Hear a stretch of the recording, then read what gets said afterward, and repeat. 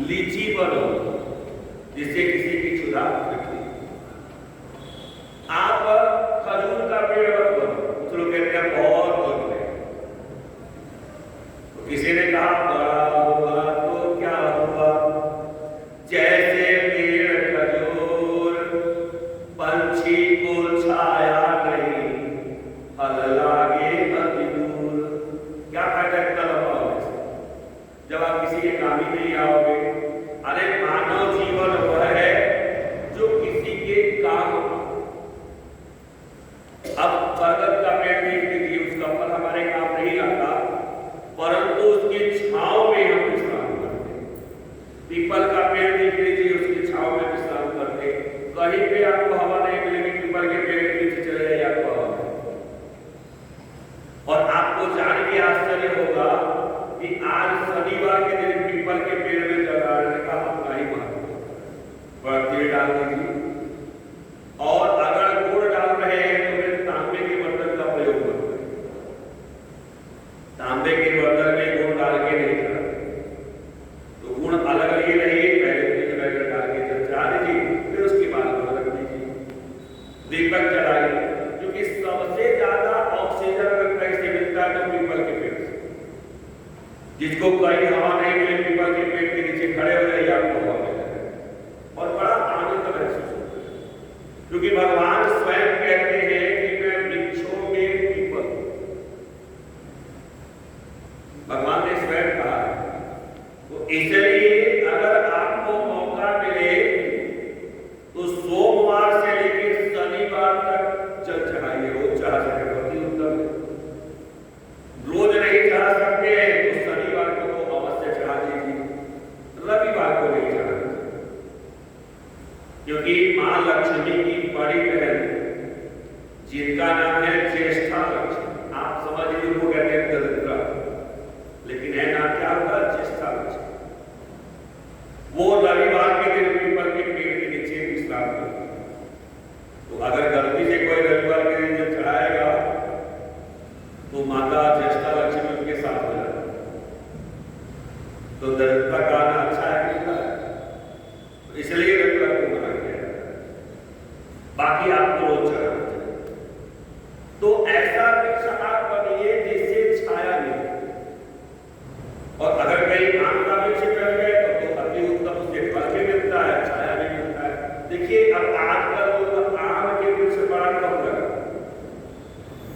आम पसंद सबको आता है, सबको आम खाना है, लेकिन आम के वृक्ष कोई लगाना नहीं चाहता है। बड़े खुश होते हैं तो ऐसे पौधे लगाते हैं जिसमें न फल मिलेगा न फूल मिलेगा।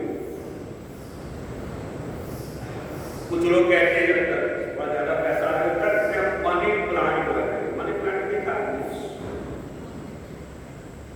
मुझे तो आज तक समझ में नहीं आया उसका नाम लोगों ने मनी प्लांट किया, आज तक समझ नहीं।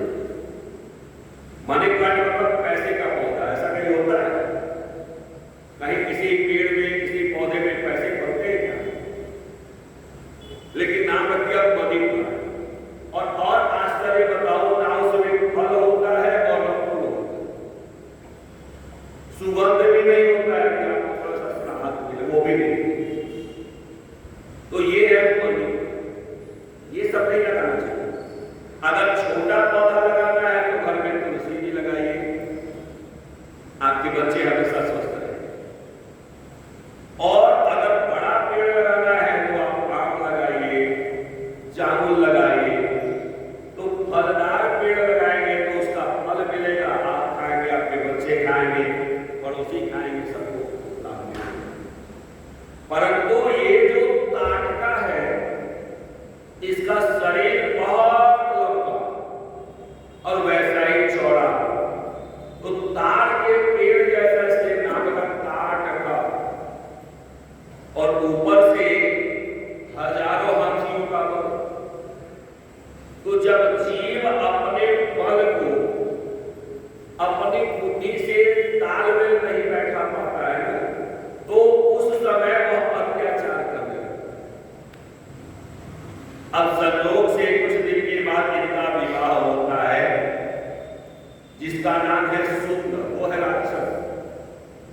स्वभाव उसका असुर का है, नाम है सुंदर। तो क्या उसको खाना चाहिए क्या नहीं खाना चाहिए इसमें उसका विचार नहीं है, जो मिले वही खा लेता है। अभक्ष का भोजन करता है, खरा चीज खाता है। तो जो अभक्ष का भोजन करने लगेगा उसके लिए अपनी जिह्वा तृप्ति सबसे बड़ा चीज है। चाहे उससे किसी का जान जाता हो, चाहे उससे किसी का नुकसान हो, उससे कोई मतलब नहीं। तो संजोग से जब सुंदर के साथ विवाह हो गया तो सुंदर मनुष्यों का भी भक्षण करने लगा। उसको आहार में मांस भोजन था वही चाहिए। अब संजोग से इसी चक्कर में उसने कितने ब्राह्मणों को अपना आहार।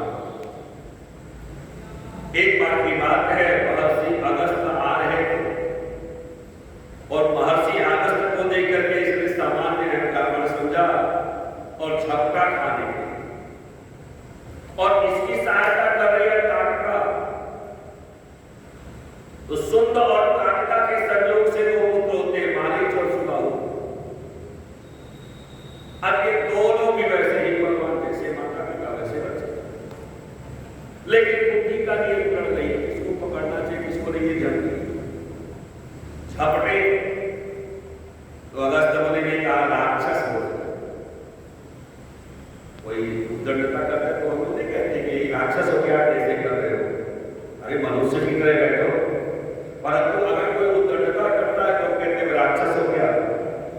तो इसी प्रकार से महर्षि अगस्त ने श्राप दिया, भक्षात्यजात सर्वभा गर्जयन्ति साव्यथावत आपतन्ति दूताः दृष्ट्वा अगस्तो भगवान ऋषि।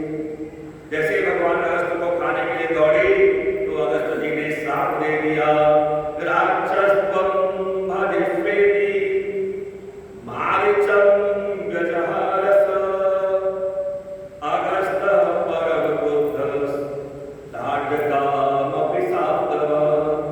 तो उन्होंने केवल सुंदर को ही श्राप नहीं दिया, ताटका को भी श्राप दे दिया, मारीच को भी श्राप दे दिया, सुबाहु को भी श्राप दे दिया और अगस्त को तो जला के रख दिया, उनको सुंदर को जला के रख दिया। तो अब ताटका ने देखा कि मेरे पति को इन्होंने जला करके राख कर दिया और राक्षसी श्राप भी मिल गया। तब से उसने उस वन प्रदेश को गुजारना शुरू, जहां पे ताटका रहती है। पहले उसका नाम मगध और करुष था, बड़ा सुंदर जनपद, बहुत सारे लोग रहने वाले हैं। लेकिन आज ताटका के व्यवहार से वहां कोई नहीं रहता, खाली अकेले वह अपने पुत्र मारीच और सुबाहु के साथ रहती है। मनुष्यों को उसने रहने नहीं दिया, सबको खत्म कर। भगवान कहते हैं महाराज यही वह राक्षसी है, अभी लग रहा है सो रही है, तभी तक समय शांत है। अगर ये जग गई है तो इसके गर्जन मात्र से लोगों के दिल बहल जाते हैं।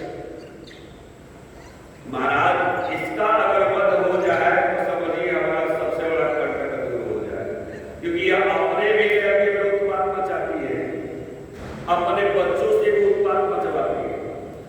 भगवान ने कहा रुकिए, अब धनुष की डोरी को कान तक खींच के छोड़ा। भगवान श्री राम के धनुष के टंकार से इतनी ऊंची आवाज आई, ताड़का उनके बैठने कौन आ गया और भगवान श्री राम से युद्ध कर रहे। मारीच भी युद्ध कर रहे, सुबाहु भी युद्ध कर रहे, लेकिन सबसे ज्यादा ताटका उसने भगवान के ऊपर पत्थर मिट्टी की वर्षा की। भगवान ने एक ही बार पवन बाणास्त्र चलाया, सब उड़ गए। अब ऐसा लग रहा है भगवान खेल रहे होता है। ताटका परम क्रोध में, बहुत गुस्से में है और गंदगी उछाल रही है, भगवान राम उसको छोड़ते जाए। तो कहा विश्व विश्वामित्र जी ने महाराज आपको थोड़ा सा मैं देख रहा हूं हिचकिचाहट हो रही इसको मारने समय, इसलिए हिचकिचाहट हो रही क्योंकि ये स्त्री है, तो आप स्त्री को कैसे मारेंगे यही आप सोच रहे हो ना। भगवान ने कोई जवाब नहीं दिया। विश्वामित्र जी कहते सुनिए, ना ही ते स्त्री वधति घृणा कार्य नरोत्तम चातु वर्णिता माया कर्तव्य राजसूदना। महाराज ये सही है कि स्त्री के ऊपर हाथ नहीं उठाना चाहिए, लेकिन अगर एक स्त्री पूरे घर को उजाड़ रही हो, समाज को गंदा कर रही हो, तो उसको छोड़ना चाहिए कि मारना चाहिए? अगर समाज का कल्याण करना है, ब्राह्मण क्षत्रिय वैश्य शूद्र सबका कल्याण करना है, तो फिर आपको स्त्री को मारना ही पड़ेगा, क्योंकि उसका आचरण ठीक नहीं है, वो लोगों को भ्रष्ट कर रही है, लोगों को खराब कर रही है, घर को तोड़ रही है। अब बताइए मंथरा जैसी स्त्री को क्या पूजा करेंगे? मंथरा जैसी स्त्री की पूजा तो नहीं होगी। एक बार कैकेयी जी की पूजा हो सकती है, परंतु मंथरा की पूजा नहीं होगी। तो विश्वामित्र जी कहते सुनिए, अब आप राजा बनने वाले हो, आपको बहुत ध्यान रखना पड़ेगा। क्या ध्यान रखना पड़ेगा?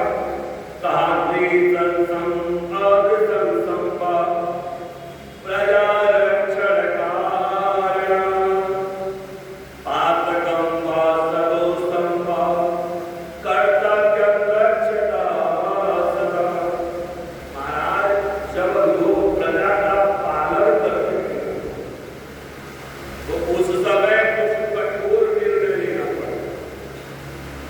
घर चलाना है, परिवार चलाना है, समाज चलाना है, बड़ा नहीं बनेंगे तो काम नहीं है। जहां नरमता की जरूरत है वहां नरम बन जाइएगा, खड़ा की जरूरत है खड़ा बन जाइए, दोनों काम करना पड़ेगा। राम महाराज देखिए, मारने में आपको दोष नहीं लगेगा। उदाहरण देते हैं विश्वामित्र जी, कैसे दोष नहीं लगेगा? कहा प्राचीन काल में भगवान विष्णु ने भी दिग्पत्नी को मार दिया। शुक्राचार्य की जो पत्नी है उनको वध कर दिया था भगवान विष्णु। कहा कैसे कर दिया था? कहा जिस समय देवता और दानवों के बीच में युद्ध हो रहा था, तो उस समय दानव जब भागने लगे तो शुक्राचार्य की पत्नी के पास गए। उनकी पत्नी के पास गए, कहा महाराज ऐसा है कि हम लोग परेशान हैं, ये सब देवता लोग मार देंगे, हमारी रक्षा करिए। तो शुक्राचार्य की पत्नी के लिए नियम था कि अगर कोई खराब आदमी आया है, गलती करके आया है, तो उसको समझा बुझा के शांत करना चाहिए। वो कह रहे कि महाराज तुमने कुछ नहीं किया, मेरे पास आ गया था, कोई तुम्हारा बाबा करेगा। देवता लोग मारने के लिए दौड़े तो ऐसा मत कर चला देवता लोग भगवान विष्णु को आना पड़ा। जब भगवान विष्णु आए तो उन्होंने कहा देवी आप कर क्या नहीं कर रही हो, विचार करो क्या कर रही हो? अरे आप अधर्म का साथ दे रही हो, यह अच्छी बात नहीं। अगर आपके शिष्य है तो धर्म का साथ दो। उन्होंने कहा नहीं महाराज, ये चाहे धर्म करे चाहे अधर्म करे, मेरे शरण में आ गए तो मैं इनकी रक्षा करूंगी।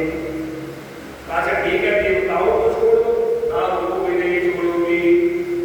तो अंत में भगवान विष्णु ने सुदर्शन चक्र प्रकट किया और शुक्राचार्य की पत्नी का गला काटा।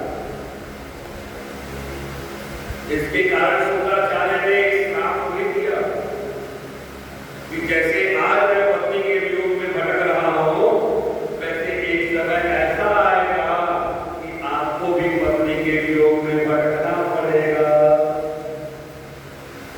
उन्हीं के श्राप का परिणाम है कि आज भगवान श्री राम पत्तों से, वृक्षों से, पक्षियों से पूछ रहे, हे खग में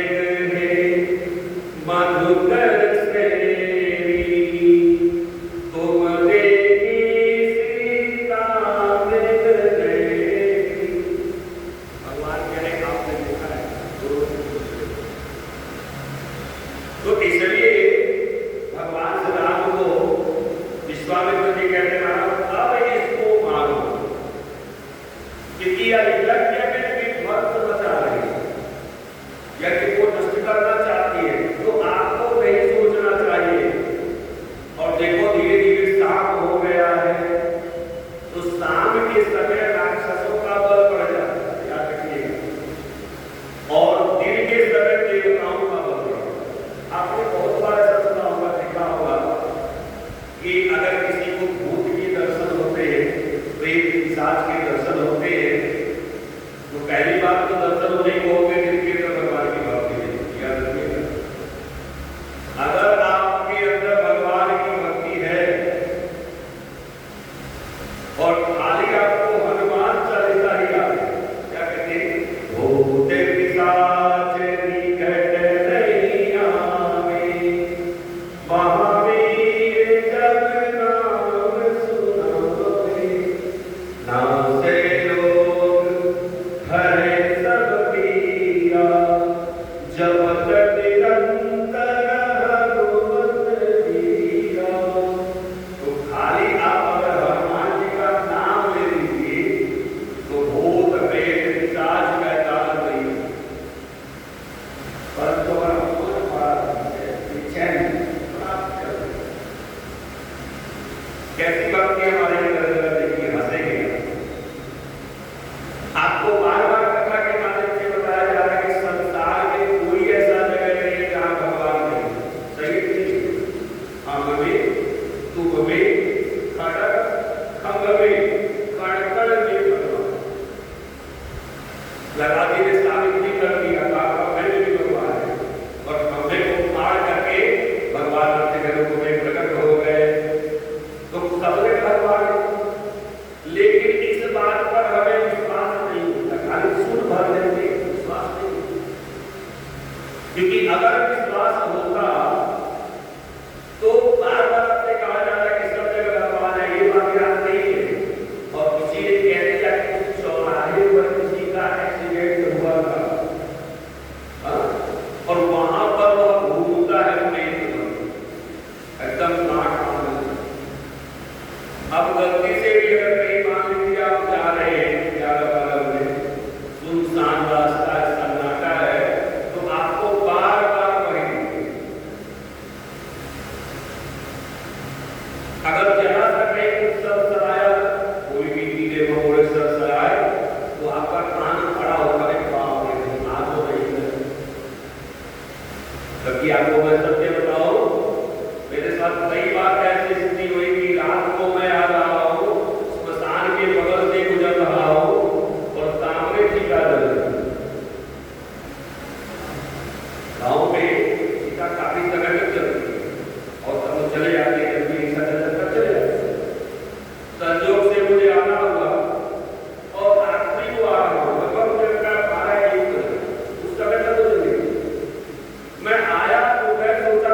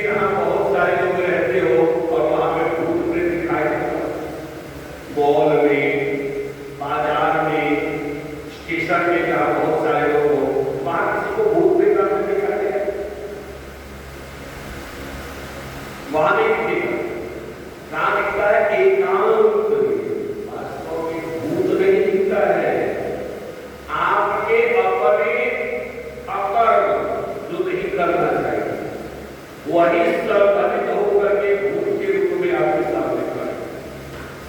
आपको अपनी कर्म की परछाई नहीं, और अगर भगवान की भक्ति है तो कुछ भगवान को सौंप दिए तो फिर निश्चित रहिए, कुछ रहिए, हमें चिंता नहीं उनकी, उन्हें चिंता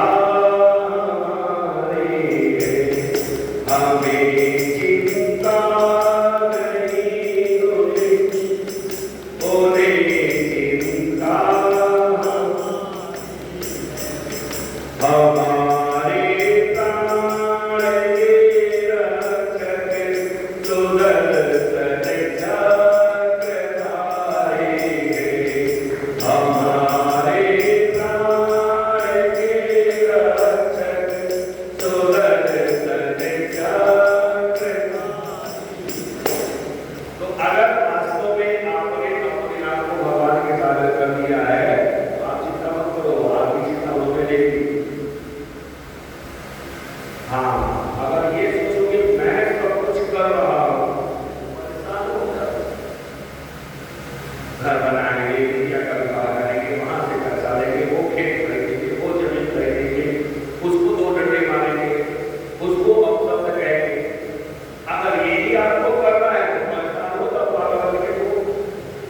और अगर सब कुछ भगवान के ऊपर सौंप दिया, तो आंख बंद करके निश्चित केवल एक काम करो, जितना हो सकता है नाम जपो। क्योंकि दुख की घड़ी में यही काम है, इसके अलावा कुछ नहीं काम आता है। अच्छा, मान लीजिए बहुत कष्ट होता है, भीतर से जलन होती है, तो क्या निकलता है? राम राम राम। और विश्वास करिए, जैसे आप राम कहते हैं वैसे ही आपके अंदर पता नहीं कौन सी शक्ति आ जाती है। अब आपको लग रहा है सारे संसार का कष्ट आ जाएगा, वो शक्ति है नाम जप। राम न सकहि नाम गुण, अंधेरा रहेगा, वो दिखेंगे, मन में मेरा उपहार दे रहा हो दिखेंगे, दिखेंगे, राक्षसी दिखेंगे। विश्वामित्र जी ने कहा शाम के समय रात्रि में राक्षसों का बल बढ़ जाता है, अगर रात हो गई तो इसको मारना कठिन हो जाएगा, प्राण मारिए। और तब तक भगवान ने निकाला अपने हाथ और संधान करके छोड़ा, ताकि चित्ताड़ देते खड़ा देवता फूल की वर्षा कर रहे, धन्य है प्रभु, धन्य है। इस विशाल काय राक्षसी को आपके सिवा कोई नहीं था जो मार सके। अब हमें विश्वास हो गया कि आप सबकी रक्षा करें। विश्वामित्र जी बड़े प्रसन्न हुए, और प्रसन्न होने के माध्यम से क्या किया? अब बैठो, अब मुझे लगता है आपको कुछ और देना चाहिए। तो विश्वामित्र महाराज ने, आप समझिए, 26 सर्ग से लेके 27, 28, 29 3 सर्ग में केवल भगवान राम को हथियार ही दिए। जितने हथियारों की हम कल्पना नहीं कर सकते, आपकी भाषा में अणुबम, परमाणु बम, मिसाइल, टैंक, सबका सूत्र देख, सारे के सारे बुद्धिमान लोग से आते हैं। एनकास्ट आता है, पशुपात आता है, ब्रह्मास्त्र आता है, नारायणास्त्र आता है, ये सारे अस्त्रार है, पारमन्यास्त्र आता है, बहुत सारे सब बुद्धिमान होकर के आए। भगवान श्री राम से कहते हैं, महाराज हम आज से आपके आधीन हो गए, जो आप आदेश करेंगे वो हम करेंगे। बताइए क्या करें? भगवान ने कहा एक काम करिए, आप सब लोग सूक्ष्म रूप से मेरे हृदय में समा जाइए, और जब आवश्यकता पड़ेगी तो मैं आप लोगों को प्रकट करूंगा। सारे के सारे अस्त्र और शस्त्र सूक्ष्म रूप से भगवान के हृदय में समा गए।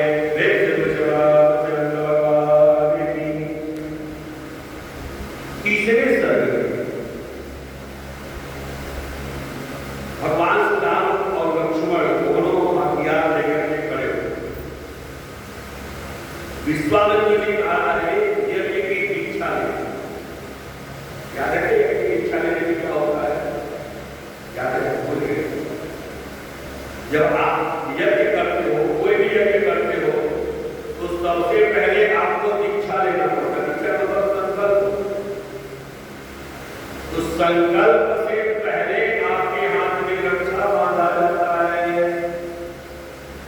वो इस बात का मुद्दक है, प्रमाण है कि जब तक आपका काम पूरा नहीं होगा, हवन नहीं होगा, तब तक ना ही वह रक्षा खोलनी है और ना ही यज्ञ से बाहर होगा। और किसी से खुद को करना ही नहीं, किसी चीज पर खुद नहीं करना है, झगड़ा नहीं करना है, कलह नहीं करना है, क्योंकि आपकी भक्ति में सबसे बड़ी बाधा अगर कुछ है तो वह है कलह। अच्छे खासे भक्त को अगर बुझाना है ना, तो हमें विवाद करा करती अपने आप बुझ जाए तो भक्ति खत्म हो गई। आप बताइए, आपने कभी सुना है कि भगवान के भक्तों के बीच में आपस में कभी किसी में होती? तो अगर भगवान की भक्ति हमारे जीवन में है तो सबसे पहले हमें अपने क्रोध को काबू में करना।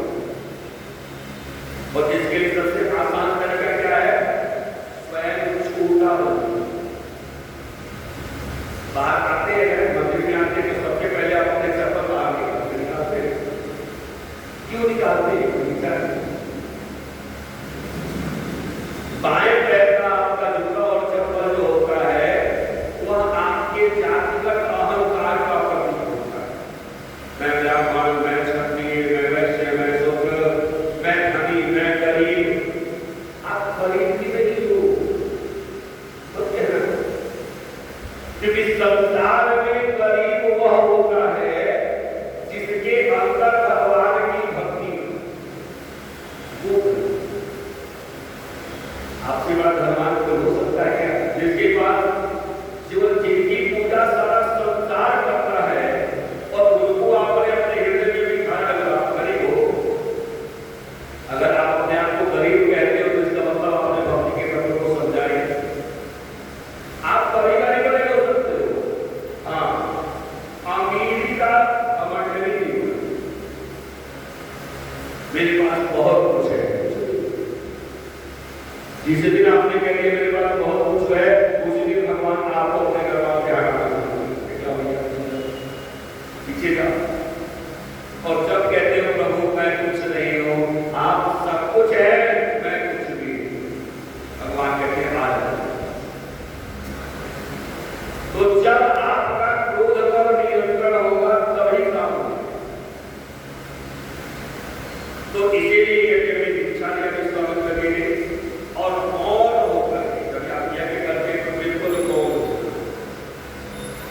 समझ रहे। चाहे कितने भी ज्ञानी क्यों नहीं हो, इतने सारे लोग ऐसे हैं जिनके पास थोड़ा पैसा सजाया रहता है और वो पैसा अगर सर पे चढ़ गया, याद रखिएगा, तो ध्यान दीजिएगा, अगर पैसा सर पे चढ़ गया तो पंडित जी लोग को बुलाएंगे जरूर, लेकिन ऐसा व्यवहार वो करेंगे जैसे पंडित जी को नहीं बुलाए किसी नौकर को।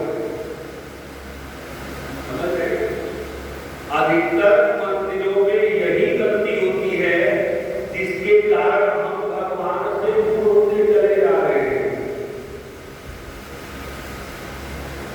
बुलाए ब्राह्मण को पूजा करवाने के लिए, लेकिन व्यवहार ऐसा किया जाएगा जैसे किसी नौकर को किसी द्वारपाल को बुलाया गया। सबसे ही पता चलता है, सबसे पता चल जाएगा, ज्यादा समझाने की जरूरत नहीं। तो इस प्रकार से विश्वामित्र जी महाराज को बिल्कुल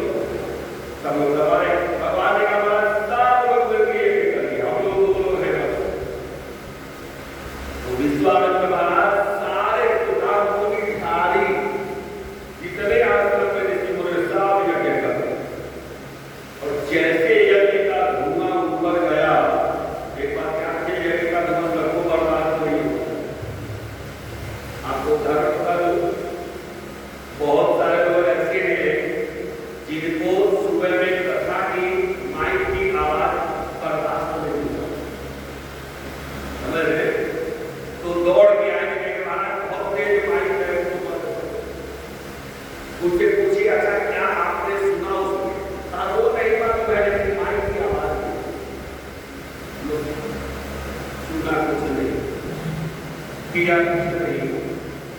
और माइक की आवाज दे रहे तो हमारे आवाज बंद करवाने लगा, कौन हो?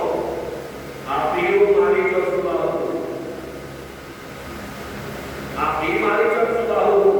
कल्पना करिए, विचार करिए, अगर आपके अधिकार क्षेत्र में या रोड पर कोई और तेज से माइक बनाने लगे तो आप क्या करेंगे? लुपाई का कुछ नहीं करेगा, बहुत जगह होगा तो कान बंद कर देगा। लेकिन नहीं, जहां पे आपका चलने वाला है, जिसको दबाने वाले हैं, वहां पे पहले पहुंच जाएंगे। महाराज माइक बंद करो, आवाज बहुत तेज है। अब आपको कौन बता रहे कि राम का नाम सुन के भी अगर आपके कानों में दर्द हो रहा है, बड़े दुख के साथ कहना पड़ेगा कि आप कौन है? मारीच और सुबाहु। तो जैसे यज्ञ का धुआं ऊपर गया, मारीच और सुबाहु का खून भोग लेगा। अब ऊपर से मिट्टी, रक्त, मज्जा सब ठीक।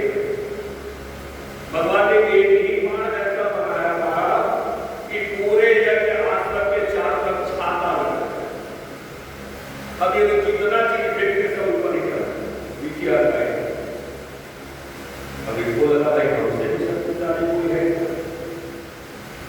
जैसे भगवान श्री राम को देखा तो भगवान श्री राम लक्ष्मण जी से कहते हैं, घबराओ, ये लोग अपनी शक्ति लगा रहे हो, हम लगाए। बस लक्ष्मण तो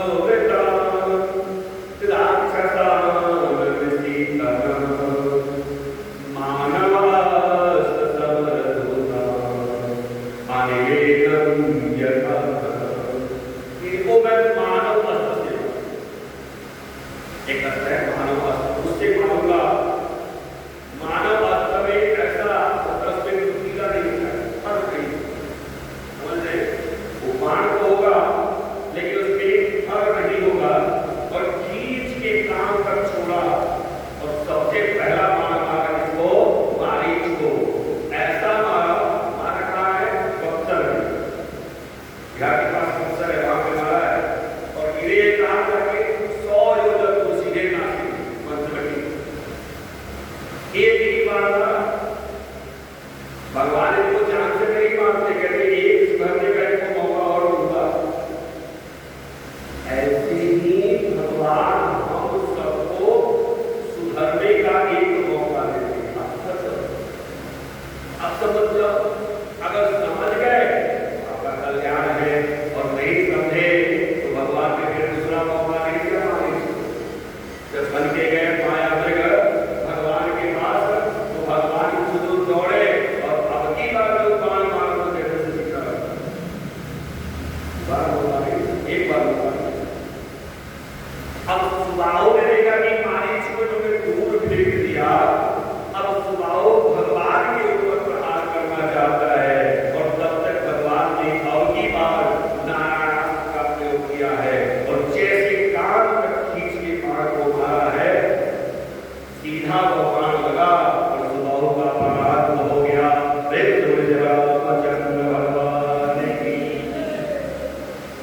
मारीच और सुबाहु दोनों का समाधान हो गया, यज्ञ पूर्ण हो गया। विश्वामित्र मुनि को सिद्धि की प्राप्ति हुई। जब सारा कष्ट के बादल हट गए तो भगवान श्री राम लक्ष्मण के साथ पहुंचते हैं। विश्वामित्र जी को प्रणाम किया। विश्वामित्र जी कहते हैं, धन्य हो महाराज, धन्य हो। वास्तव में आप संसार में दुखियों के कष्ट को दूर कर देंगे। भगवान राम कौन है? जो सबके संताप को कारण रहित दया।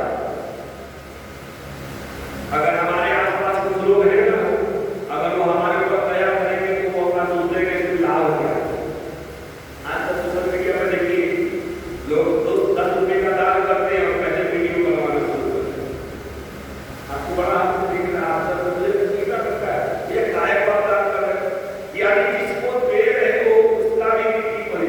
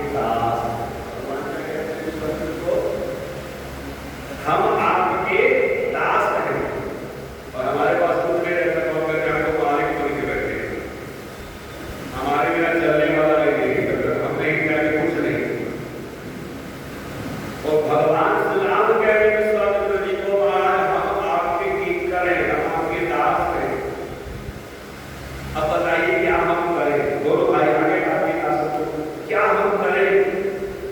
विश्वामित्र जी का एक काम करो, अब यहाँ से हम लोग चलेंगे मिथिला। वहां राजा जनक एक बहुत बड़े यज्ञ का आयोजन, वहां पे धनुष रखा, और धनुष ऐसा है कि वह धनुष देखने लायक। तो चलो हम लोग चलेंगे मिथिला, और वहां राजा जनक के यज्ञ में शामिल होंगे। बड़े धर्मात्मा हैं, राजऋषि हैं, योगनिष्ठ हैं, और सबसे बड़ी बात कि उनको अपने शरीर पे अभिमान नहीं है। तो तुम्हें चलना चाहिए उस यज्ञ को देखने के लिए। कहा पहले ही मैंने तय कर लिया, मेरे पिता ने आदेश किया कि जो आप करेंगे वो करो, जो कहेंगे वो करो। कहा इसलिए मैं लेकर रहा हूं क्योंकि उस धनुष को, जो धनुष है इतना बलवान है, इतना ताकतवर, इतना भारी है कि उसको कोई हिला नहीं सकता। ना सदेवा न गंधर्वा, ना असुरा न चराचरा, कर्तुम् आरोपणं सत्ता न कथंचन मानुषा। वहां भी धनुष है तो बड़ा बड़ा, लेकिन उस धनुष पर आज तक कोई डोरी नहीं लगा। क्या तोड़ने की बात नहीं हो रही, क्या करिएगा। वाल्मीकि जी लोग उससे क्या कहते हैं कि तोड़ना नहीं लगा, वो तो अनजाने में टूटा है। उसमें डोरी प्रत्यक्षा करनी है, जब वो झुकेगा तब तक करेंगे, उसके धनुष को उठाना पड़ेगा। तो विश्वामित्र जी कहते हैं कोई भी ऐसा नहीं है जो उस धनुष पे प्रत्यक्षा लगा सके कि क्या करना, चाहे वह देवता हो, गंधर्व हो, असुर हो, राक्षस हो या मनुष्य, कोई नहीं। और धनुष दस वीर्यं जिज्ञासन्तु महाक्षिपः, न सके आरोपितं राजपुत्र। महाराज बड़े बड़े राजा, वीर, भूप, भट्ट, मानी सब गए, परंतु किसी से वो धनुष प्रत्यक्षा चढ़ाना तो छोड़ो, वो धनुष उठता भी नहीं है। तो देखने लगे, चलो भगवान आगे बढ़ेंगे, जहां चलेंगे वहां पर चलो, कोई दिक्कत ही नहीं है। अब भगवान श्री राम विश्वामित्र जी के पीछे पीछे चले जा रहे हैं। विश्वामित्र जी आगे चलते चलते गए, वहां पर उन्होंने 32 सर्ग के बाद, आपका 31, 32 के बाद 32, 33, 34 से लेके 43 तक, इन सारे सर्गों में विश्वामित्र जी ने अपने पूर्वजन जहां से वो प्रकट, कैसे उनका नाम साबित करने पड़ा, और कैसे उनकी एक बहन है जिनका नाम कौशिकी है। पहले सत्यवती था, जब पति के साथ उन्होंने अपने शरीर का त्याग कर दिया तो नदी के रूप में बन गई, नाम हो गया कौशिकी। और उन्होंने अपने पूर्वज उस नाम के बारे में बताया, कहा उन्हीं का मैं वंशज हूं और इसलिए मेरा नाम कौशिक रखा गया। विश्वामित्र जी का एक नाम कौशिक भी। और दादी मेरे पिता थे तो इसलिए मैं दादी तने कहा जाता हूं। उन्होंने अपने विषय में बताया। कुछ दूर और आगे गए तो वहां पर भगवान ने देखा कि गंगा जी प्रवाहित हो रही, तो कहते हैं कि महाराज इतनी कलकल ध्वनि तो बड़ी अच्छी लग रही है, कौन है? तो कहा महाराज ये गंगा है और इनको त्रिपथ गांवनी कहा जाता है। यह देवलोक में भी है, धरती पर भी है और रसातल में भी है। गंगा कैसे आई इसके विषय में भी विश्वामित्र जी ने बताया, और कथा आप जानते हैं, राजा सगर की कथा पूरे विस्तार से आई हुई है, मैं आपका समय नहीं ज्यादा लूंगा। तो इस प्रकार से गंगा के अवतरण के विषय में बताया। है, सब जगह बताते समझाते हुए विश्वामित्र जी कहते हैं महाराज ये आपके पूर्वजों की देन है, इसलिए गंगा में स्नान करने जाते हैं तो कम से कम पूर्वजों का तर्पण जरूर करना चाहिए। आप अगर तर्पण नहीं कर सकते तो सूरज को जल ही नहीं, लेकिन अगर पुरुष जाते हैं गंगा में स्नान करने तो सबसे पहला कर्तव्य है, जैसे डुबकी लगाए स्नान किए तो बाहर निकलने से पहले ही अपने पितरों का तर्पण करिए। कुछ नहीं आता है, 3 अंक में नाम याद है तो ठीक है, नहीं तो मैं अपने समस्त पितरों और पितरियों का तर्पण करता हूँ। तस्मै ते स्वधा, तस्मै ते स्वधा, तस्मै ते स्वधा, तर्पण। और तब उसके बाद सूर्य देवता को तर्पण के बाद इस प्रकार से सबका कर्तव्य है। तो विश्वामित्र जी ने कहा भगवान श्री राम से महाराज आप भी ऐसा करो, अपने पूर्वजों का तर्पण कर लो। भगवान श्री राम गंगा जी में स्नान करते हैं, तर्पण करते हैं और सारे शोभा को निहारते हुए अंत में कहां पहुंच रहे? मिथिला। जब मिथिला में पहुंचे तो एक बड़ा सुंदर उपवन है और उसी उपवन में एक बड़ा सुंदर सा आश्रम है जो किसी जमाने में बड़ा सुरम्य रमणीय हुआ करता है। आज यह उदास होकर के बैठा है और उस आश्रम में कहीं न कहीं गोस्वामी तुलसीदास जी के अनुसार वहां पे एक पत्थर है, वहां पर एक पत्थर है और उसी पत्थर को देखते हुए भगवान श्री राम पूछते महाराज की कौन है, क्या है, किसका आश्रम है?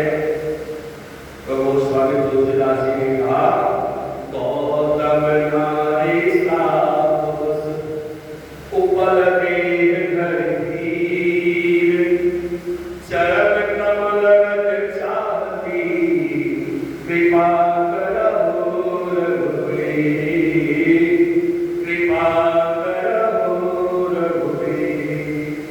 अब यहाँ सुनने वाली बात ये है, गोस्वामी तुलसीदास जी कहते हैं, अब एक ध्यान दीजिए, गोस्वामी तुलसीदास जी कहते हैं कि अहिल्या चाहती है कि आप इनको अपना चरण समझ रहे, लेकिन महर्षि वाल्मीकि कहते हैं ऐसा कुछ नहीं है, यह आपका भ्रम है।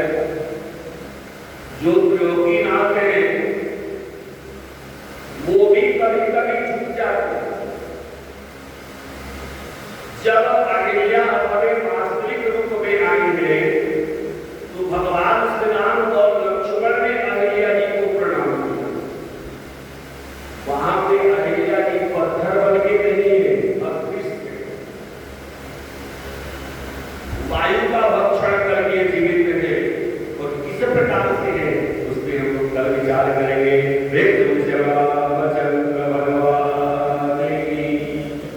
तो देखो मेरा